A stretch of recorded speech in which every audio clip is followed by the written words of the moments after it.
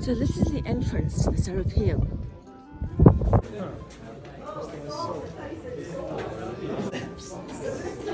So unfair. Come to Egypt, they said, have a good time.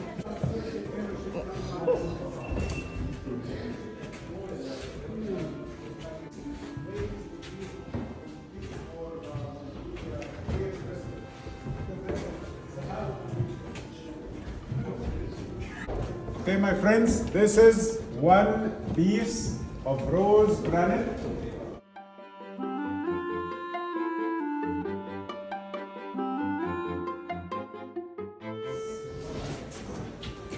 Oh yes. Oh, I remember this so well.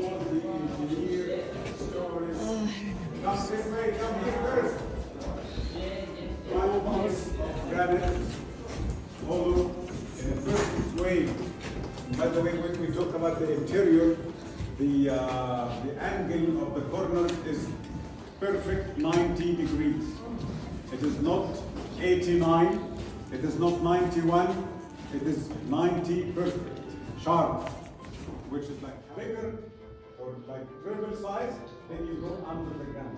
Why? Because the planning will have cracks, and they don't want any cracks. Somehow I was the high priest who was paying attention.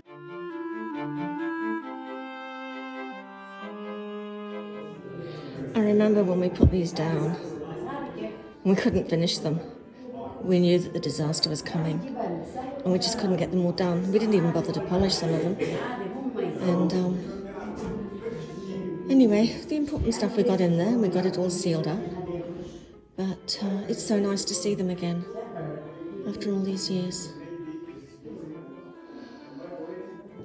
It seems so strange to be back because, you know, I was there when they went in and I was there when we took the stuff out. The boxes, we would use like a black substance to seal them, and it was organic, so it would have deteriorated over time, but it made them absolutely completely sealed. Not that they weren't sealed anyway, because, you know, our technology was such that we were able to make them pretty much hermetic. But we had racks of all the things, and some of the machines would go in them. And it was just the stuff that, you know, we couldn't take with us while the disaster was happening. And so when we came back here, it was important we took everything because we didn't want the primitives to get hold of a single thing. So we just opened them up, took out what was there, and left the boxes as is. But of course, you know, we did that all over the world. But this place, I was here doing it. And it was before the Great Flood, before the great disasters happened. And we didn't get back here to take the stuff out for a long time, though. We had to sort of get ourselves sorted before we were able to open them up again. But we did eventually come back and get our stuff. Just imagine what the dynastic Egyptians must have thought when they first came in and saw these. They must have wondered what we put in them. Because, I mean, why such big boxes? Well, we wanted it to be completely safe. And by habit, we did all our work with the really big megalithic blocks because they just lasted longer. Now this is all new. This is not anything I've seen before. You can see this. This is all very, very new. I don't know how new, but it certainly wasn't here before. So I can still see some of the tool marks.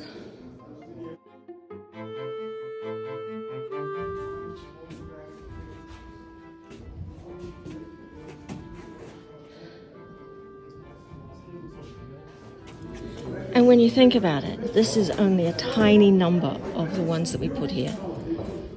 This was maybe, in this area in Saqqara, maybe be a quarter of them. They haven't found them yet though.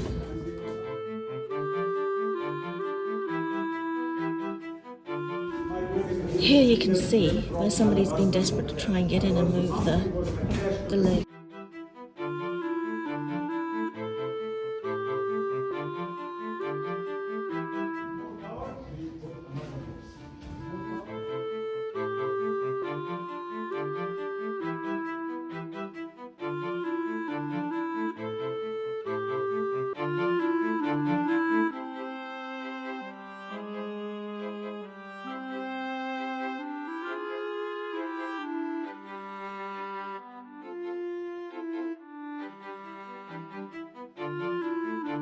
So this is the one they let you get close to, and it's the one that's been the most badly damaged by the dynastic Egyptians. You just see the tacky work that they've done on beautiful blocks.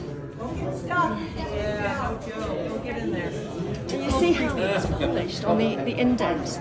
So the lids weren't made perfectly, but when we applied the polish and did the vibrations, it just polished it automatically.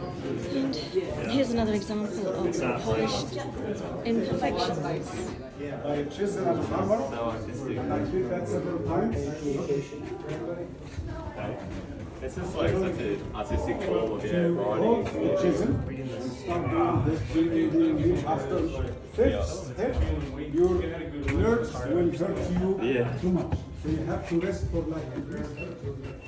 I'm going to take the picture here.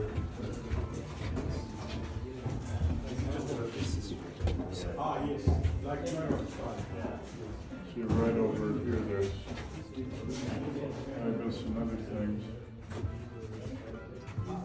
So I've got up a bit closer and I cannot see any organic residue whatsoever. So I've got the blue light and I've got it right in the corner, but there's no organic residue. Oh, I found some, tiny bit. See that? Can you see that? Wow. I found it. Yeah, the rest there's nothing. But there it is. So I'm now going to show you with the laser level exactly how perfect this is. You can see that?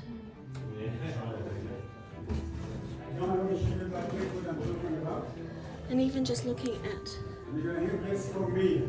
this.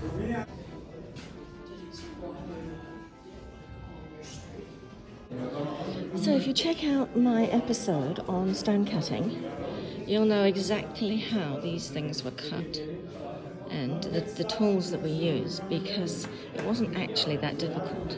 And of course, moving them into place, we had the levitation technology, which the dynastic Egyptians later called the wands of Horus. And they did find some of the old technology that we left behind and used it themselves to help them. So I don't know where the last bits went. But at one stage, all they had was like sheets of paper, and they would pop it under the rocks, and then they would whack the rock because they'd managed to find the right frequency. And it would just lift up for a little while, go along a foot far, and then drop down. So then they'd just whack it again, and up it would go, and along and down. But that's what happens when you get residual technology left behind.